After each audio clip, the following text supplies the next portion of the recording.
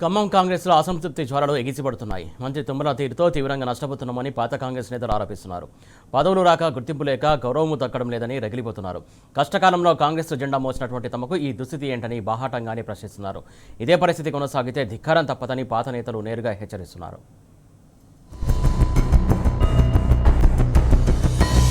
ఖమ్మం కాంగ్రెస్ మూడు ముక్కలుగా చీలిపోయింది.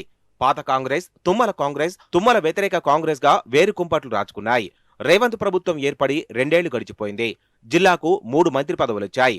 కానీ 10 ఏళ్ల పాటు కాంగ్రెస్ జెండా మోసిన ఖమ్మం నేతల్లో ఒక్కరికి కూడా పదవి దక్కలేదు. దీంతో ఇన్నాళ్లు నివురుగప్పిన నిప్పులా ఉన్న అసంతృప్తి ఇప్పుడు పలిగిన అగ్నిపర్వతంలా బయటకొస్తోంది. నామినేటెడ్ పోస్టులు, కార్పొరేషన్ చైర్మన్లు, కనీసం డైరెక్టర్ పదవులేవి ఖమ్మం కాంగ్రెస్ నేతలకు దక్కలేదు. రాబోయే కార్పొరేషన్ ఎన్నికల్లో అయినా తమ అదృష్టం పరీక్షించుకోవాలని చూసిన నేతలకు నిరాశ ఎదురవుతోంది. ఇన్నాళ్లు కాంగ్రెస్ టికెట్ దక్కుతుందని ఆశపడిన వారికి వలస నేతలు గండి కొడుతున్నారు. 2014 నుంచి కాంగ్రెస్ ప్రతిపక్షంలో ఉంది.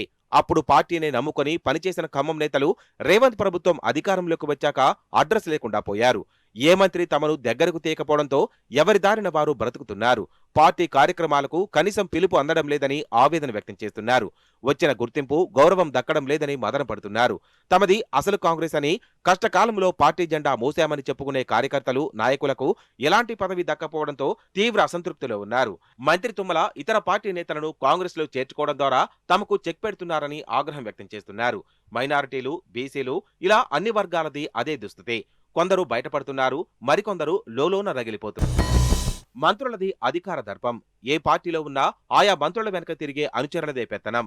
పదవులు వాళ్లకే, పైరవీలు వారికే.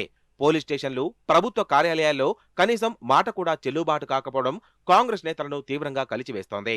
దీనికి తోడు ఒక మంత్రి దగ్గరకు వెళితే మరో మంత్రి టార్గెట్ చేస్తున్నారట. ఏం చెయ్యాలో తెలియక రగిలిపోతున్నారు. ఖమ్మం నియోజకవర్గంలో ఈ పరిస్థితి ఇప్పటికే వలస నేతల పెత్తనం, మళ్లీ కొత్త వారిని చేర్చుకుని పదవులు, హోదాలు, ఇతర తాయిలాలు ఇస్తామని హామీలు. మరి మా సంగతేమిటని అసలు కాంగ్రెస్ నాయకుల ప్రశ్న. 2 ఏళ్ల పాలన అయిపోయింది. చూస్తుండగానే 3వ ఏడాది కూడా పరుగులు పెడుతోంది. ఇక పదవులు రావని కాంగ్రెస్ ను నమ్ముకుని ఉంటే అన్యాయం జరిగిందని కొందరు చెప్పుకొస్తున్నారు.